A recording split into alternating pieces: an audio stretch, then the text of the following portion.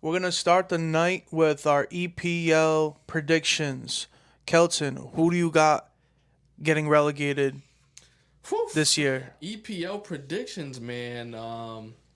Could be plethora of teams that could get relegated, but who's coming in last place for me has to be a team that recently got promoted. It has to be Southampton. I just don't think they have enough quality.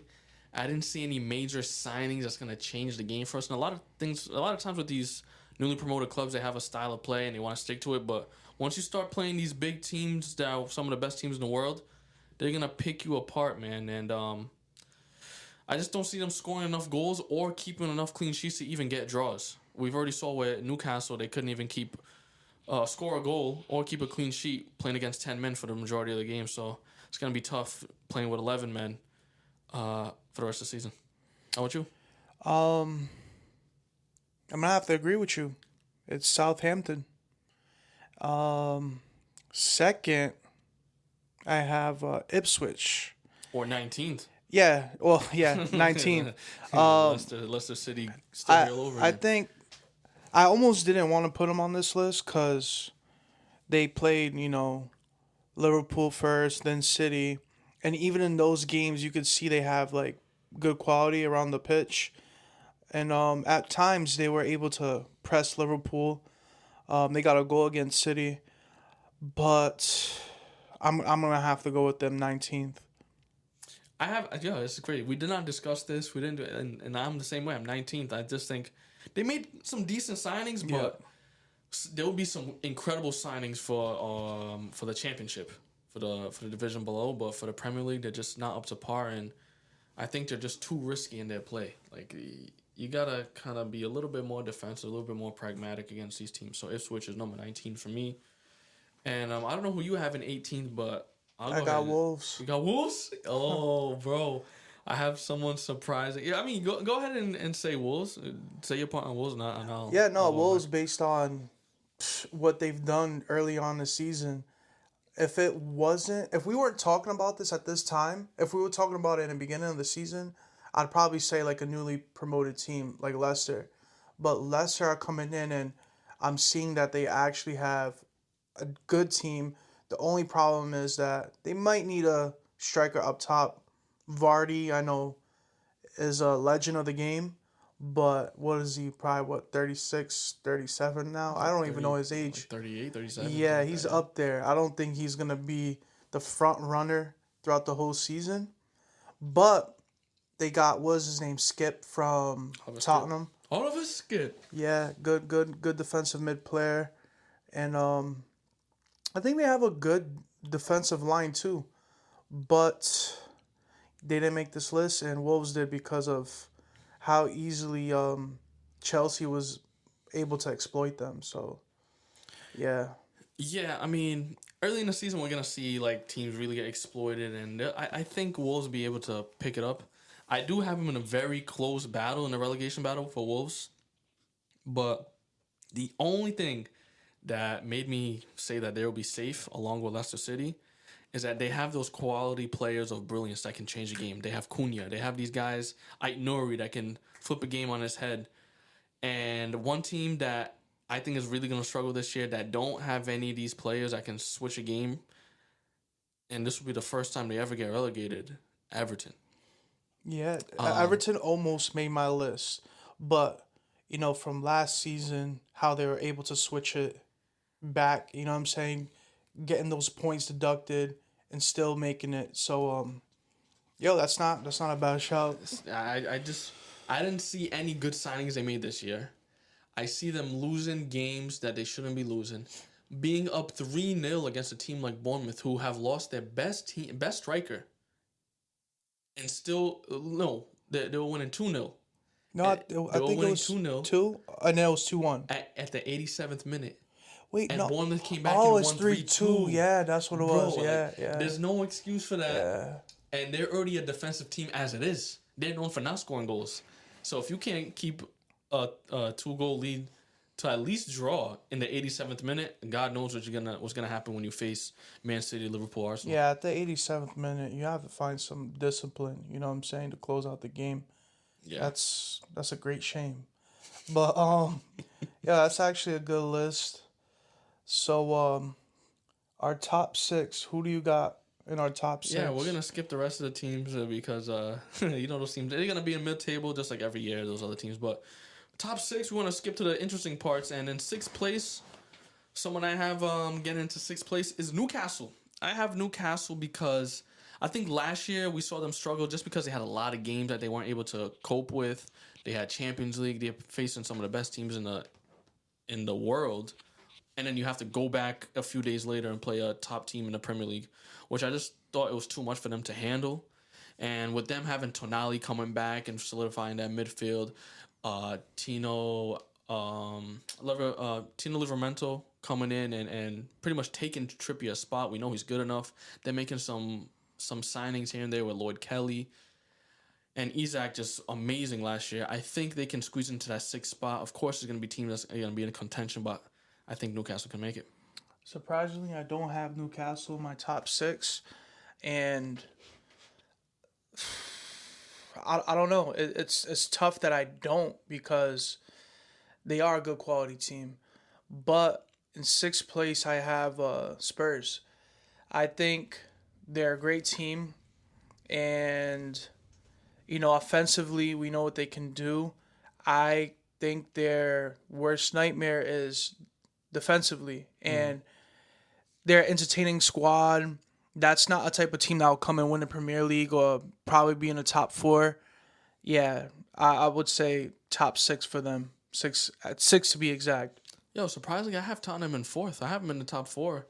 Um, I just think That's last year, tough though. Top four though, like if they could fix the defensive part, I would say top four for sure.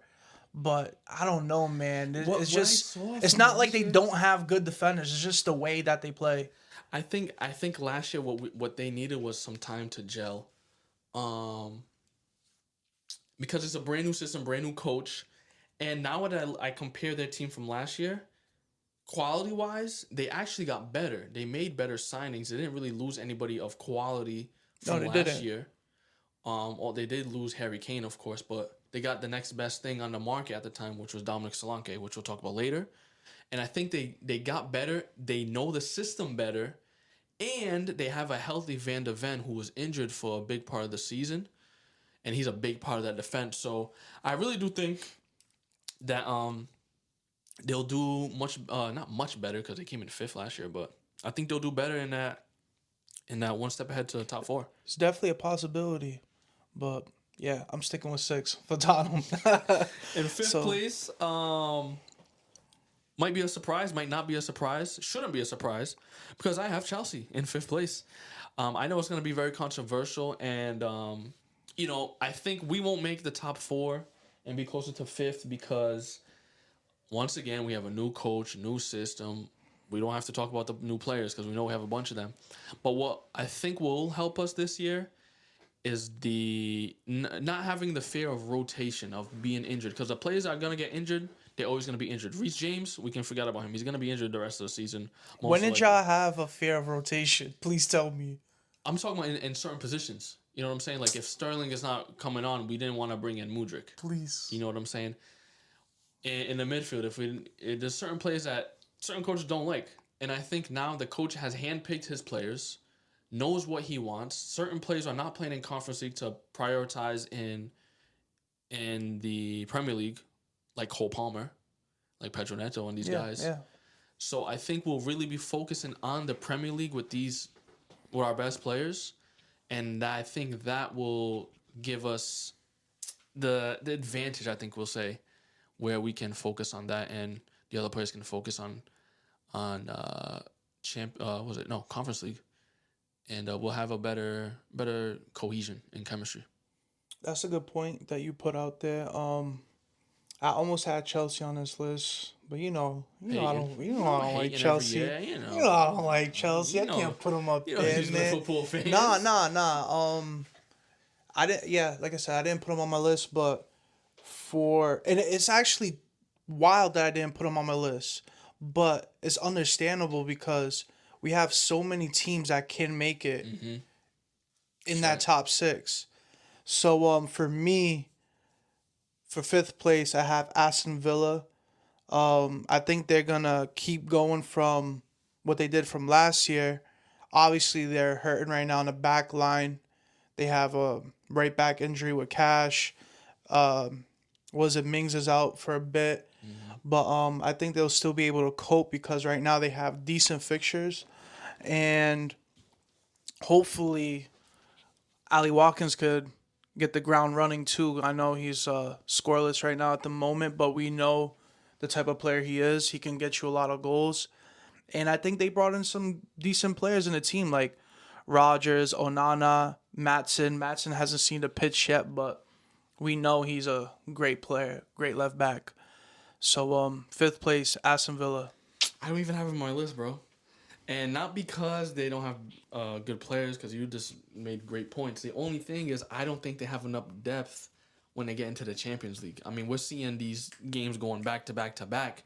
And you just mentioned some of the injuries. This is before Champions League even starts. Once you start playing 3 games a week like they're going to be playing, it's almost inevitable that you're going to be having injuries. And now if you're having injuries to your second team pretty much, now you're in a really tough place. And I think they can be the next Newcastle where we saw them really struggle in the Champions League and the Premier League trying to balance both. Yo, I'm actually looking at my list. I messed up. No. I left the team out. So I'm gonna have to find a new fourth place team. Yeah, maybe matter of fact. You haven't even announced fourth. Yeah, no, yeah. So what I'm gonna do is I'm gonna bump up Aston Villa to fourth. I'm gonna bump up Spurs to fifth, and I'm gonna do Chelsea a solid. I'm gonna bump them Shake up my to. hand, bro. Shake my I'm hand. gonna Shake bump my them hand. up to sixth. Shake my hand. And the reason why I'm gonna do that is because recently Chelsea have played well. Matter of fact, I gotta watch my wording right here. Maybe maybe they could put things together. And Cole Palmer is the best player on the team. He can give you numbers. He could give you assists. He could do everything you need him to do. I like a lot of the players y'all got. It's just a matter of piecing them together and seeing who's the best one to be out there in that starting 11. Because right now, like, it's hard to be like, yeah, this one should start and that one shouldn't start. But I like a lot of signings, but most of them were probably unnecessary because y'all got a lot of options now. But sixth place for Chelsea. Fair shot. Because I can't put United there right now. Yeah, well, United's out. United's terrible right now. They have the IXB team in their squad starting. Newcastle could be there. Yo, one team that we haven't mentioned that could be somewhere in the top 6 the way they're playing. Don't say Brentford. Don't say Brentford, not bro. Brentford. Because I know you love Brentford players, bro. Some players on Brentford, but it's a different team. Brighton. I think Brighton could compete for top 6. They have no European competitions. Yep. They're bringing in signings. They spent $200+ million in the transfer window. And if we look at their squad, who have they really lost of great value other than Gross, who they really replaced?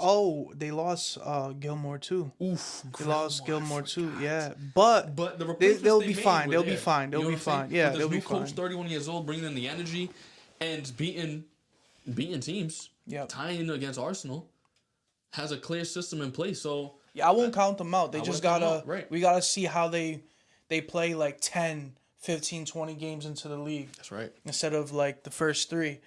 So who do you have in third and second? Third. Well, I'm gonna stick to third for now. All right. And I have Liverpool. And trust me, they've probably looked the best team so far in the league in the first 3 games. I'm not going to front. The only thing that has me worried about them even winning the title is their depth. I don't think they'll have enough at the end of the season. Like, they won't have enough in the tank, I don't think. They had opportunities to make more signings. I know they did bring in Chiesa. In the front line, don't get me wrong, they're beautiful. Yep. But as soon as somebody else drops in any other position, I think they're really vulnerable at any of those positions. Gravenberch goes down, that's a big loss at the 6. Any of your center backs go down, that's a big loss. I think the only thing that wouldn't be a big loss is maybe at right back if Trent has to miss a game or two, because Connor Bradley is a quality player, but it's a long season, and we've seen how demanding it is, and the style of play that they play, because it's a high pressing team. Yeah, you know what? I have my team in third place too for almost the same reasons. It's gonna be tough. Schlott coming in. Yeah, I know he's been doing great. Preseason did amazing. But I don't think he's felt like the whole entire Premier League yet. You know what I'm saying? We've had a pretty easy schedule, I would say. But I'm not gonna downplay his playing style because seems like everybody's on board. Everybody likes his playing style. They love how they can go out there and kill their opponents with a pass. Yeah, I would think the problem is, like you said, a six. Gravenberch last year, he wasn't an idea. You know what I'm saying? We were like, oh yeah, let's put Gravenberch on the six. But he's made Gravenberch like, a very important player. He's very pacey. He could, pass the ball real quick, get in position, get a tackle in.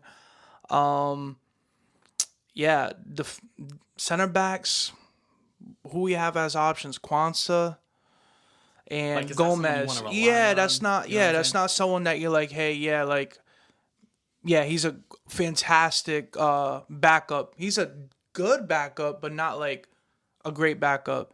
So yeah, I got them in third for, like I said, the same reasons you said. Yeah. But my heart's telling me first. Oh So boy. it's always telling me first. Yo, your heart's not telling you first for Chelsea? Nah, man. I got you. I got you. But Nah. for me, Liverpool, yeah, they could still go in first. They could, and that's why they're in the title contention. For me, Yeah, yeah. I think there's only two spots left, first and second. I think a cool thing we could do is just say who we think would come in first, and we'll discuss second. On three, we say who's in first. Yeah, One, let's do it. Yeah. 2, 3. Man City. Yay, City! Woohoo! I mean, we'll get Yeah. to City in a second, but Arsenal coming in second. They've made the right signings, but what else do they have to do to get into first? They need to Hope Man City get relegated. That's they pretty need much to make sure everything is a win. And at this moment, they got a draw right now. They got Rice out for a bit. it. 3 games. They have a couple. Wait, no, is it a couple injuries or no? Just one injury in the midfield department, and now you're gonna have to have Party, Jorginho in there maybe.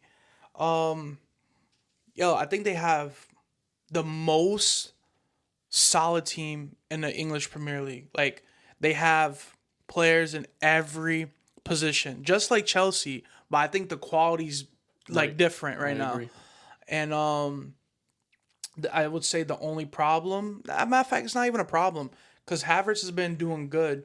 So yeah, maybe an extra forward. But matter of fact, nah, they don't even need an extra forward. They're fine. They got Jesus. Bro. Now they just got Sturt. Like, yeah, they're fine, dude. They got put people in every position. I think, and I agree. The reason why I didn't have them winning the league because they literally have to be almost perfect They to do win the league. Yeah. Or they have to hope these 115 charges go through. And because- then, oh, go ahead. Yeah, that's the only way. Yeah. Man City's just, they're a well-oiled machine, and Arsenal's, you see that they're becoming a well-oiled machine too, but the one piece I think they're missing that's gonna deter them and not allow them to win every game is not having a clinical striker up top. I think that's the only thing that's It's not stopping them. hurting them right now at the moment. That's why But it I will- stopped myself. But it could. The thing right now too is like City. They're not even at full force right now. They don't have Phil Foden, and they don't have Rodri playing. And Kyle Walker, he's still not up to match fitness yet. But even Kyle Walker, it's funny because Rico Lewis might be that guy to play because if he comes in, they're gonna have to switch that whole system up again.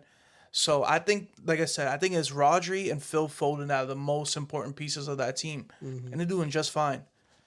So yeah, that's our list. Sadly, we have City up in first place again. Hopefully, some of these teams can change that narrative, but hey, it is what it is. Like Chelsea, we can do it. Come on, guys. Come on, you Blues. All right. Yeah, speaking of these teams in the EPL, I think we should just transition into transfers. The transfer season has literally just ended a couple of days ago, and I think it's a perfect time just to discuss what actually happened in the world, especially in the EPL. I guess we'll start there, and then we'll see where we can go around the world. We just talked about one of these teams, Arsenal. I think you have a player or two that you want to discuss in Arsenal. Yeah, I got this. Calafiori. He's 50 million player. The package deal comes with what is it? Add-ons and a sell-on clause. I rated his signing as a 9, and for that reason is because they get more reinforcements on the left-hand side. I know he's a center back, but you're not gonna play him there when you have Gabriel, and he's a like for what's his name, Ben White. I see that they kind of play the same style, just in different positions. Yeah, that's a good shout, man. I don't see any problems with that. With that assessment there with Mr. Calafiori, I'll stick with Arsenal, and I'll go for Mikel Moreno from Real Sociedad. He just came in. 50 million euros they paid for him. And he's going to slot in right into that midfield, perfect with Rice. I rated this. It would have been almost a 10 out of 10, but I had to go for an 8 out of 10. And I'm going to tell you why. He's injured for the first 2 months, man. And this is crucial time for him to get match fitness, for him to go in and fit into the squad and the system. Yep. But now he's 2 months behind the schedule. And this is a crucial part of the season. So for that reason, I have him at 8 out of 10. All right, I got Ramsdale, 25 million package with add-ons and sell-on clause. I think this is a big move for him because he's gonna start playing again. He wasn't playing while he was in Arsenal when Raya got picked up, so I'm rating his deal an 8. That's well done. And I think Arsenal's doing a great business right here with the next player, Sterling, on loan from Chelsea. Arsenal only have to pay 1/3 of his wages, which come out to about, give or take, 120K a week. And it's a fantastic move because, one, Mikel Arteta has played against him before, so he knows his style, has coached him at Man City as an assistant coach, and now is bringing him into a squad at the prime age of 28, 29 almost, and really going to bring some experience to that squad because they need that. They're more of a younger squad. They need a Champions League experience, Premier League experience. This is a 4-time winner in the Premier League and has lots of experience in the Champions League. I remember one year, I think it was like 2018, 2019 season, Sterling was one of the best performers in the Champions League up there with Messi and Ronaldo. So we can't forget how good Sterling is and how pivotal he is for any team he's on. Yeah, I know he didn't work for Chelsea, but for that reason, I give him a 9 out of 10 for this transfer. Wow, that's a crazy rating. One man's trash is another man's treasure.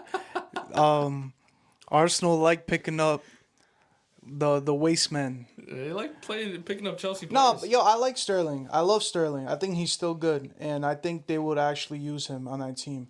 So, low key, I'm actually thinking about it. Trossard might play up top. You could probably put him up top now. Put him up top, or maybe Sterling. Look how many options they got on the left-hand side. That's crazy. Arsenal's looking dangerous, but honestly looking dangerous, sir.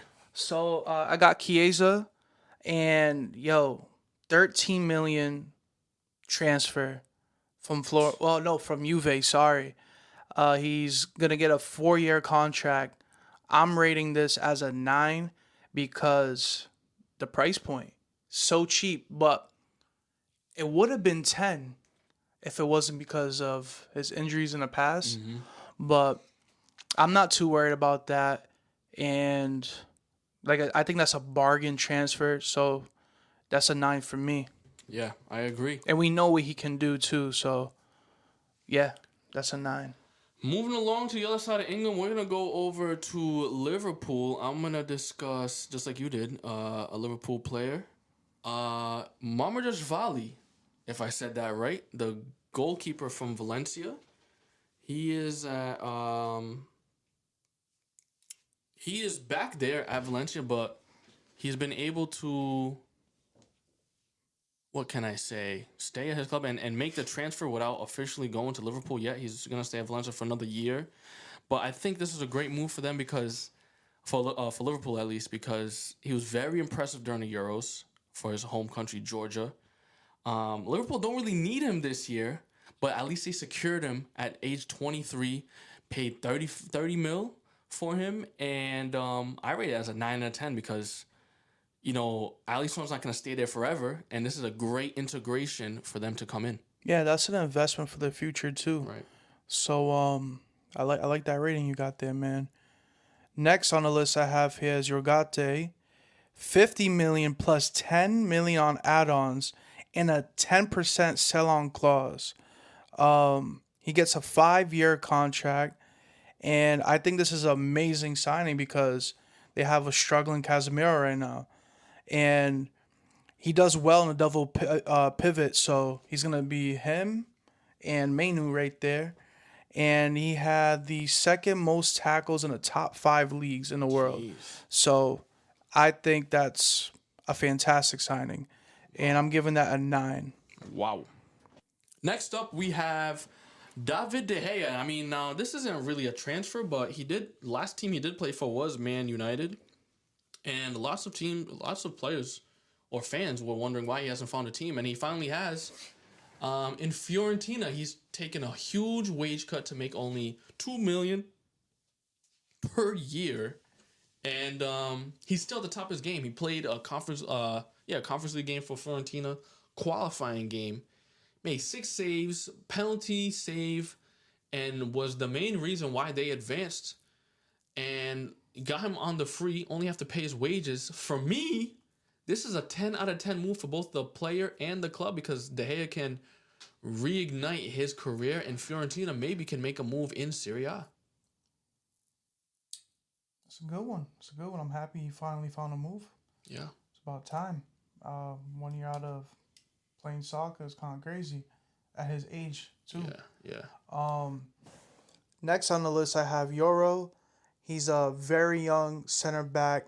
There was a lot of interest in Liverpool, Real Madrid, but United ended up getting him at the end. So he's actually injured at the moment. He's expected to be back November 9th. Oh, no, November 2nd. Sorry. I have him ranked at an 8 because he's injured right now. But he's definitely someone for the future. Yeah, man, definitely one for the future. Unfortunate that he's injured, but what can you do there? But at a young age, that's kind of concerning. Sticking with Man U, we will go to Mr. Joshua Zirkzee. I don't know if I pronounced that right, but in English, Joshua Zirkzee, as most people know him. This is a strange one for me. I know they want to go out there and make some signings and make the moves, and I don't know if this is the right fit, man, because they already have a player in Rasmus Højlund who's gonna be playing number one, the main striker position. They spent a lot of money on him last year, and then they went and spent 42.5 million euros on Zirkzee. I had to give us a 7 out of 10 because I just don't see them playing 2 up top, and I don't know why you would spend that type of money to purposely put someone as a second option off the bench.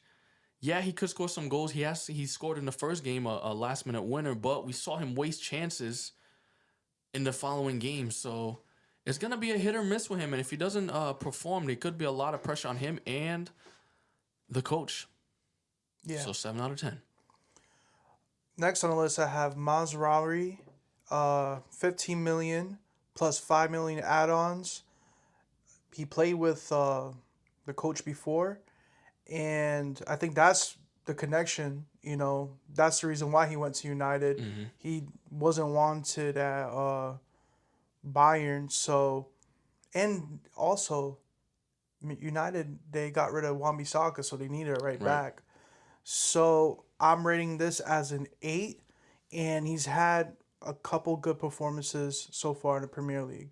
Not only that, bro, he can play right back, left back. So because they're struggling on left back, Dallo can switch it. It's just more depth on the back line in general, I think. So a really good signing. We'll go over to another former Bayern player, Mr. Matthijs de Ligt. Loved by all the Dutch players and managers, obviously, as this manager is Dutch, Erik ten Hag. I just can't rate this as a high rating, only because we've seen De Ligt have a breakout season at Ajax, in the 2019 season? Captain at that time. Captain at that time. They had a great team. Huge too, though. potential, man. Great team. Yeah. Wait, they went to the semifinals and Champions League, right? Yeah, no, that team was lost insane. to Tottenham at the very, very end. Yeah. Probably could have made the final, but I can't rate this very high because if I look at the other teams he played for, when he makes these big moves to Juventus, he can't get starts. He goes to Bayern, can't get starts. And Man United is supposed to be one of these teams that are comparable, if not bigger clubs than the clubs I just mentioned. And if he's a player that can't get starts at these, then it shows a little bit of something that he's missing. So I give us a 6 out of 10. Maybe a little harsh, but I just don't see him improving the squad where he should. Wow, that's very Harry harsh. Maguire is doing a great job there, and I think it's a little unfair to bring him in just because the coach has some favoritism towards him. I would have rated him a bit higher.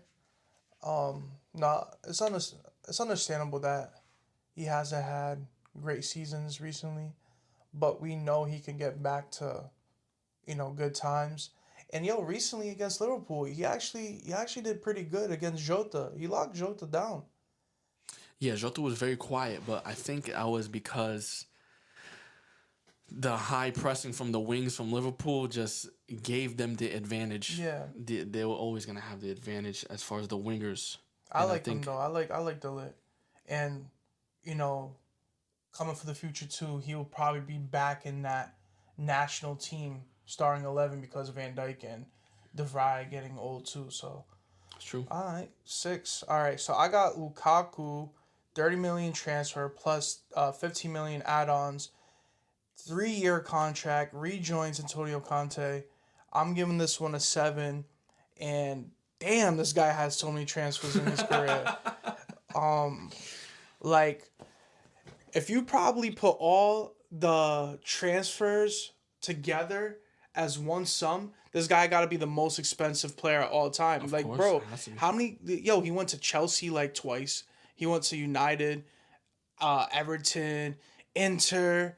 Inter was a loan, it was a loan, It right? was a 2-year loan, bro. 2-year loan. 2-year loan was damn near a purchase. Right.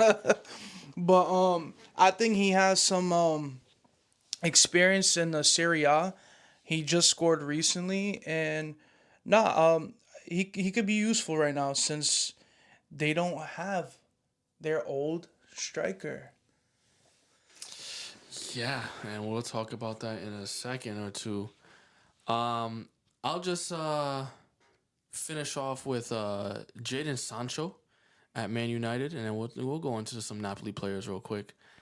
Jadon Sancho loaned to Chelsea for 1 year with an obligation to buy for 25 million euros, and confusing one. I mean, we didn't need any more wingers after we offloaded Sterling, but it seemed like we couldn't fight the urge to bring in another winger. I just think it'll be lots of limited time for him, which he was kind of trying to avoid at Man U. I know there were issues with the coach, but you have an even stricter coach now with Enzo Maresca, who doesn't play any games. And I don't see this making any sense at all for the player or the club. I rated it a 5 out of 10, bro. Yeah, I mean, it doesn't make sense. But, yeah. 5 out of 10 should do it. How many guys you guys got on the right? A couple? Madueke, Cole Palmer could play there if we decide to Neto play him. play there. Neto could play there. Joao Felix, if needed, could play there. Now we have Sancho. I mean... Yeah, it sounds like they're doing a lot, but, I mean, I know they have an obligation to buy, and it's pretty cheap, too, so I think they're going to go with it, too. So, yeah, another useless player on the squad. Nah, I'm joking. But next on the list, I have Gilmore. He was a 12 million purchase. Add-ons can go up to 16 million. And this one's an interesting one too. Chelsea boy back in the day goes to what is it? Brighton.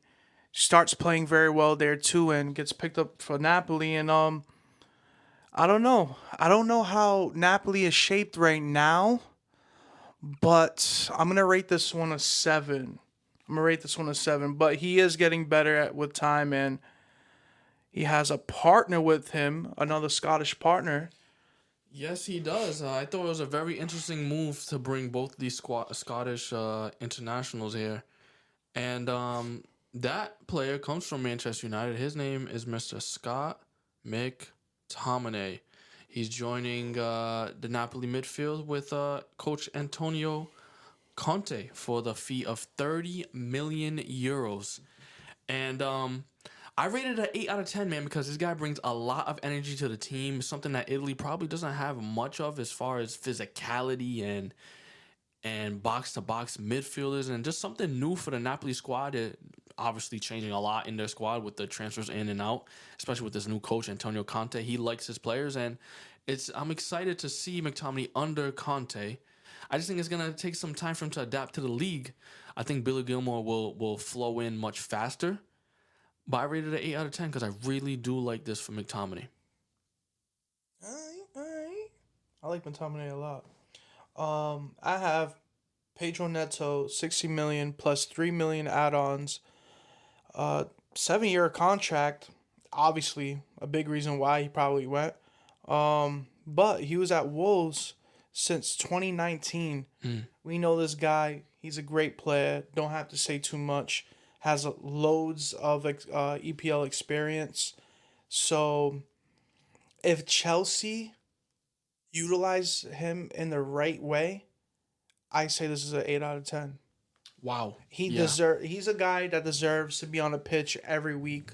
So it'd be disappointing if we don't see him on the pitch. Right. I agree, man. He's just a phenomenal player, man. Sticking with Chelsea, someone that Chelsea tried to grab but wasn't able to do so he went to a different club, Mr. Victor Osimhen, and this guy was wanted by almost every big club in the world, but seems like we couldn't get there because of the big wage demands that he was asking for, and Napoli wanted quite a bit of money. All in all, he ends up going to Galatasaray for a $9 to $10 million loan, 1-year loan, and he'll return back to Napoli at the end of the season. And I just thought it was a strange one because, you hear Napoli, he's going to go to Chelsea, he's going to go to Arsenal, he's going to go to all these big clubs. Worst case scenario, deadline day, almost went to Saudi for upwards of $80 million transfer. And that didn't go through for whatever reason, and he has to go to Galatasaray. Now, Galatasaray is no slump of a squad, but I just think Osimhen is a notch or two of better quality for the Turkish league. No disrespect. So I rated it a 7 out of 10. Yeah, I think it was a panic move. He couldn't get into Chelsea, so they're like, all right, let's just go to Galatasaray. And I heard he facilitated that whole move by himself. Wow. That's what I heard. I don't know if it's true. And I also heard that he fired his agent. No, I was gonna say he had to fire his agent because, bro, how you have all the interest in the world from Chelsea, you can't make something happen. You have all the interest in the world from Saudi and all these other teams, PSG, and you can't get a move. And then you hear that Napoli will not include you in your squad for the whole season. Yeah, no, that's ridiculous. Now you're forced to go somewhere. It's crazy. So I have Matson for 37.5 million. That's a hefty price tag. 6-year contract. There was one team that really wanted him that he was playing for, which is Dortmund, but they didn't want to trigger the release clause because they thought the valuation was too high. So Aston Villa was like, hey, my man, we can do that for you. So come on this side and sign with us. And that's what he did. He left Chelsea. I'm happy for him, and I'm going to rate that as an 8. And I just want to see him get some game time. Yeah, one player leaves Chelsea. You know, another one comes in with Joao Felix. Joao Felix, obviously a very talented player. Chelsea picked him up for 45 million euros, one-time fee. And you might be surprised, but I rate this a 6 out of 10. Only reason being, there's so many players there, and he was not the first choice of players that he wanted. We really wanted Samuel Omeridion from Atletico Madrid, so we can go ahead and get that Conor Gallagher deal solidified. Then when that didn't happen, we really wanted Osimhen because we wanted a solidified striker. Then when we knew that wasn't going to happen, we went and got Joao Felix as like a third option, which A guy that played with y'all before. played with us before, started off well, then had some struggles, maybe not his own fault, but it's going to be interesting with the time that he plays because he's a magical player. It's just that will the coach bench Enzo Fernandez for him to play in that 10 role, which I don't know what Enzo's doing there anyway, but it's just so much rotation for Felix. I think he deserves somewhere where he's going to play 90 minutes every single game. And throughout his career, he hasn't really gotten that since he's left Benfica. That is true. So, did you rate him? 6 out of 10, 6 brother. out of 10? Oh, wow.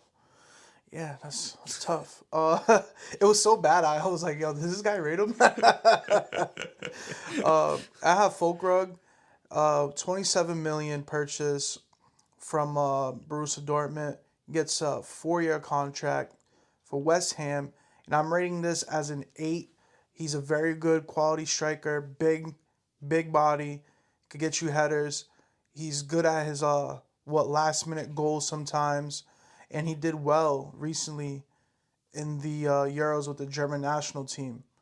So that's an 8 for me. And they haven't had a really good striker for a long time. For years. And they've been relying on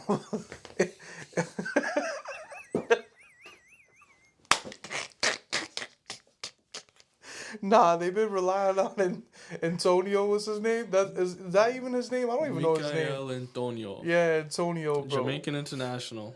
Yo, I remember this guy started off at right back to right mid. Now he's a striker. I remember at Striker FIFA one time, fan. I could put him at goalie and he'll be like a 90. Nah, that's ridiculous. That is ridiculous. Yeah, man. Folker, I really like him. I think he's going to have a great season as long as he can get a start. He still hasn't gotten a start over Antonio. Looking kind of crazy. Yeah, that's wild. But moving along to Aston Villa for this next player, I think he's I had him at an 8, but I'm gonna bump him up to an 8.5. He has some big shoes to fill in, but he is scoring 2 goals. I mean, getting to headers and just a big, huge unit, can go forward, really good defensively and physically.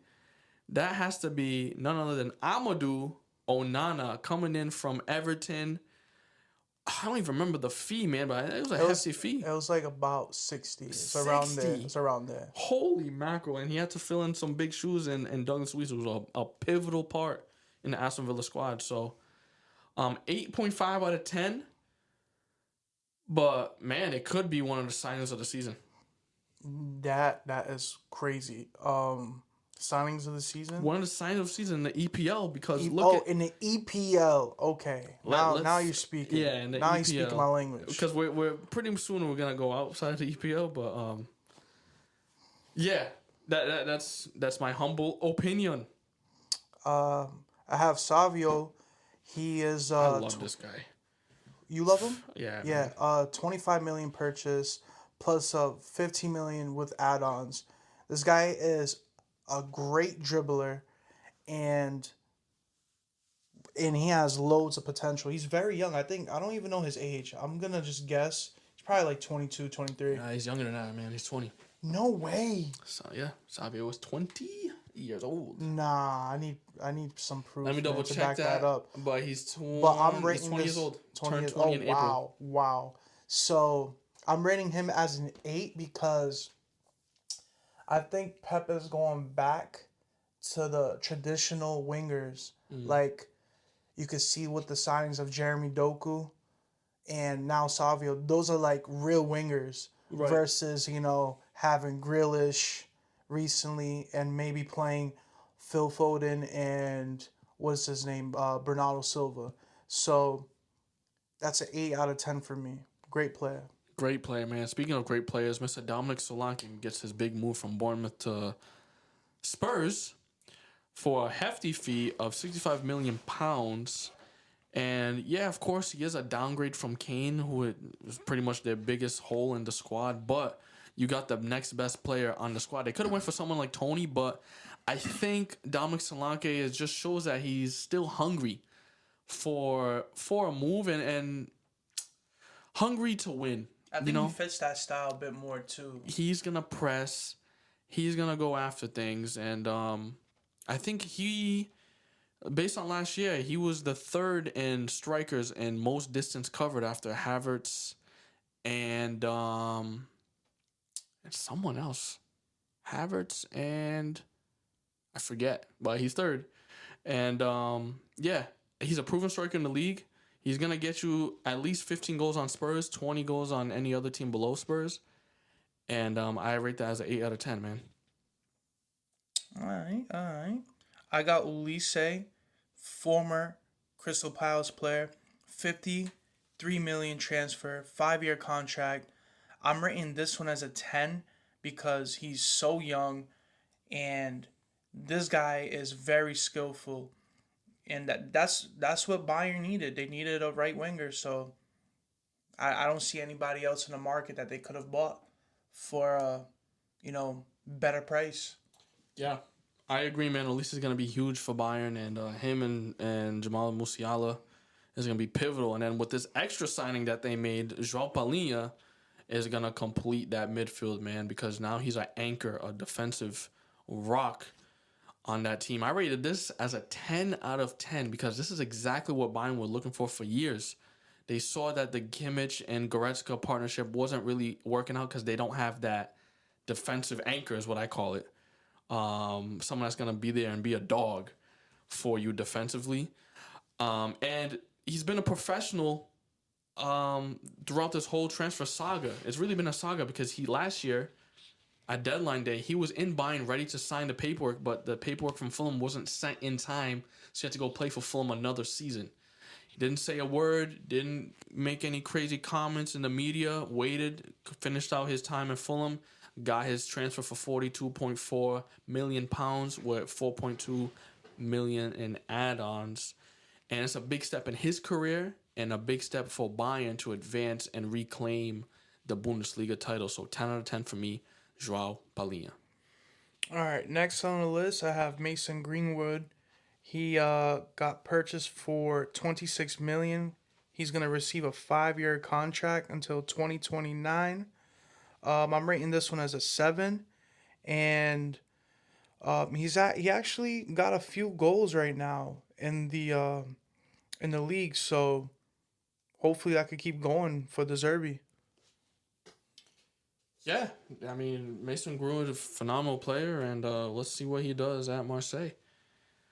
Next, I have Mr. Ivan Toney. Very controversial move. He gets his move to Saudi after he wanted to go to Real Madrid all these years ago. But yeah, he goes to the Al Ali into Saudi League for 42 million euros, and Brentford really wanted 100 or 80 million for him. You see his salary that he's getting? He went from 50K at Brentford a week to 40. 40 to 400K a week. Man said, yo, just add another zero in there for me, cuz. Just add another zero. What? Ain't nothing but another zero for y'all. But 400K a week, man. I mean, come on, that's outrageous. Yo, money. he's got to be done with the England squad. That's what I was gonna say, man. Has to be done. Has to be done. He can't. He'll never get another call up for England. This is gonna be Dominic Solanke's time to shine. And for me, Tony gave me the vibe that like, yo, he just wanted his big move so he can do the Gareth Bale thing, just coast out. Got my big move, got my big money, and it looks like that's what Tony did. So I rated this for his own sake a 4 out of 10. Whew. Wow. Yeah, so I have Danny Olmo, 55 million purchase with an additional 7 million. That's a lot of money right there. Say And again? additional 7 million with add-ons. So I'm saying his purchase in total is a lot of money. But I mean, 6 year contract until 2030.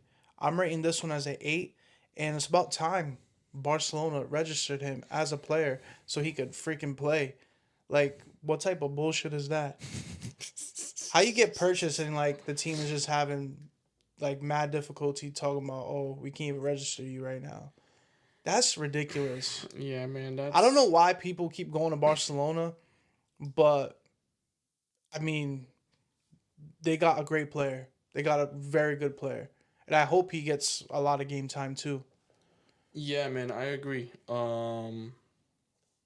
He deserves it. He deserves a player like that. He deserves the game time, and he's gonna have to go out and not really prove himself, but bring Barca to where they should be because Dani Olmo is a hell of a player, and we saw that in the Euros.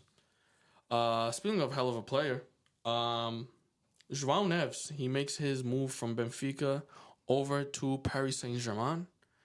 And man, this guy, he's small in stature but huge in character on the field. He already got 4 assists in 2 or 3 games for PSG, just literally lighting it up. And he fits Luis Enrique's style of ball perfectly. That ball playing six, where almost like a Verratti, almost kind of reminds me of, and can really great pass with the ball, but also defensively in the Portuguese league, he was one of the top players in stats for tackles made. 92% success rate in tackles at his 5'7" stature. They got rid of Ugarte, got him in, and he's looking like a perfect fit. I rated this a 10 out of 10. It's a good rating. Great player. Last player on the list we have is, who do you think it is? The one and only Killy Mbappe. 10 out of 10. 10 out of 10. Not really have much to say. 10 out of 10. Yo, but now I'm actually thinking about it. Yo, recently him and Vinny couldn't play together in a game. In the first few games, I saw. Yeah. But obviously, given it's a free transfer, it's Mbappe coming from PSG to Real Madrid, the best club in the world. It's got to be a 10 out of 10. Yeah, and not only that, he's playing with better players now around him, the Bellinghams, the Vinnies, and all these guys. And he's still the focal point, but there's not so much of a bright light shining on him for him to perform every single week, because it's going to get overshadowed and kind of hidden by these other players scoring. And at least if Real Madrid's winning, Mbappe's winning. To finally win a Champions League. Yes, and he is poised to win his first Champions League. And Ballon d'Or, maybe one of many. Perhaps. Last thing for the night, we have some free transfers we're going to go over. So these are some guys that didn't make the transfer for whatever reason, not good enough, or just haven't found the right club yet. So I guess we'll go through them position by position and make our best starting 11. All right. With the goalkeeper position, we have Navas. He's old. Yeah, he's like 38 years old. Keylor Navas. We remember him from PSG doing numbers in Costa Rica in like 2014. Yo, he did play for Nottingham Forest recently. I remember that. Loan or something like that? Oh, yeah, it was a loan. Yeah, was it? Yeah. I don't really see him going anywhere, big. Yeah. I'm giving it Saudi or MLS. Whew. Yikes. No comment. Because it might be true. That's pretty much it. Yeah. Who do we have in the back line? Left back, I guess we'll start off with Ivan Perisic. Last club was Tottenham. Riddled with injuries, but we saw for Croatia, he still got it, man. Playing with that left and right foot. He don't know which one is his dominant, which is always a good thing. But at age 34, 35 years old, I think he can go and maybe play for like Croatia. Croatian team like Dinamo Zagreb or one of those clubs there and still play in the Champions League and things like that. Maybe a Shakhtar, but it's probably gonna be his last hurrah, man. Yeah, I'm actually looking at this list. A lot of these guys, are really old. Center back pairing we have is Montip and Sergio Ramos. Montip injury prone. If he was still fit, he would stay at Liverpool. Yeah, like age is not his problem. It's It's fitness. fitness, yep. And like you And it's said, been a problem for like a few years now. But a healthy Montip is very scary. yeah. But I don't know. There was some news about him probably going to Bayern Leverkusen. Didn't happen. So let's see what happens to him. Sergio Ramos, he's getting up there in age, man. 38, bro. Damn, time is flying. Wow. Yeah, he was with Sevilla. I don't see him going anywhere else but like Saudi or MLS too. Where can he go, bro? Yo, Like, I can see him back in Spain at like one of these lower clubs, like a Las Palmas, Rayo Vallecano. do you think he'll do that though? You think he'd really do that, fam? I don't think so. I don't think so. Go get that breach, my man. Go do that. Right back, I got Serge Aurier. Ah, man, I love this guy in FIFA when he was at PSG. Just up and down, strong, fast, but seems like his career took a downfall for whatever reason. Last club was at Nottingham Forest. Chose not to renew. Where can he go? Turkey? Saudi? Nah, he played for Galatasaray I remember. already. Yeah, another Saudi player right there. Yeah, and remember, these guys are free agents, so they can join any team at any time. So it's not really a transfer for them. They're just signing someone on a free agency. So let us know in the comments where you think these players should go. Let's continue in the midfield. We got the three in the midfield. We have Dele Alli, Andre Gomes, and Rabiot. Out of the three, Rabiot is the most surprising to me. He's still young. He just played in the Euros. He's a very good player, but he doesn't have a club because he demands a lot of money. So, yeah, I don't know where he goes, man. I told you this a few times. I would love him at Liverpool, but it all depends on how much he's willing to accept weekly. And how much Liverpool is willing to accept as far as his attitude problem. Attitude too, because he does have a reputation to do some nonsense, I guess we can say. As far as Dele Alli and Andre Gomes, both played for Everton at one point. Andre Gomes, man, I think he could really go back to like the Portuguese league and play for Sporting or Porto or Benfica and really, make a good contribution to these clubs there. Dele Alli is a different story because, man, I can't remember him playing much last year. Yeah, it's And sad. I just really don't know what his level of quality is at this point. 28 years old. I just don't know what he has left in the tank. Because we saw what he did in his early 20s. Now in the later stages of his 20s, can he recoup some of that? Does he have to go to an Ipswich town? Does he have to go to like a Leicester to recoup some of that? Does he have to go abroad like Mason Greenwood did? Mason Greenwood is still a lot younger, but Yeah, but I think their scenarios are a bit different. I think Dele Alli's more in a mental place. You know what I'm saying? Like he mentally can't, play football, and get back to that level. But we know the player he was, and if anything, he was like Jude Bellingham before Jude Bellingham. When Jude Bellingham went to Real Madrid, at least, you know what I'm saying? Like Dele Alli is an actual attacking mid, Yeah. I mean, Dele Alli, of course, he'd score those goals in MK Dons and then went to Spurs right after that. Bellingham going from Dortmund at 16 to Real Madrid at 19. Kind of crazy jump. Yeah, it is a crazy jump. But yeah, like you said, Dele Alli, we know what he has in what he had in the tank. It just matters of what else can he contribute. So I'm not too sure, man. I would say relegation team in the EPL. Ooh, I don't even think so, Leicester bro. City, bro. I don't even think so. Wow. Nope. I don't see it right now. So for our forward three, we have Martial, Depay, and Ben Yedder. Ben Yedder is the oldest on this list. What is he, like 34 years old? 34, yeah. He had some good moments at Monaco. I just don't know where he could go at this moment. I haven't seen him play in a while, I'm not going to lie to you. But for the other two, Martial and Depay is surprising. This guy's still playing at the national level. Like, it was just at Atletico Madrid. You're telling me he couldn't go to, any other decent club? Um, Maciel, I'm hearing this Flamengo that Yes. wants him, so that's not a bad look. Go to Also, Brazil. I would go to what's Brazil in a heartbeat, bro. yeah, because one of their main Flamingo, yeah, strikers I'm got going there right now as we speak. yeah, Booking my ticket right now. yeah, yeah. Give me a 5-year contract. I'll stay there for 10 years. You'll pay to play there, huh? Yeah, yeah. Another team that's interested in him is AEK Athens. They're ready to give him a record contract at the club. For what reason? I don't know. But that's the interest they're playing. Like you said, Depay, man, he deserves to be at a big club, man. I think he still has a lot to offer. We saw in the Euros.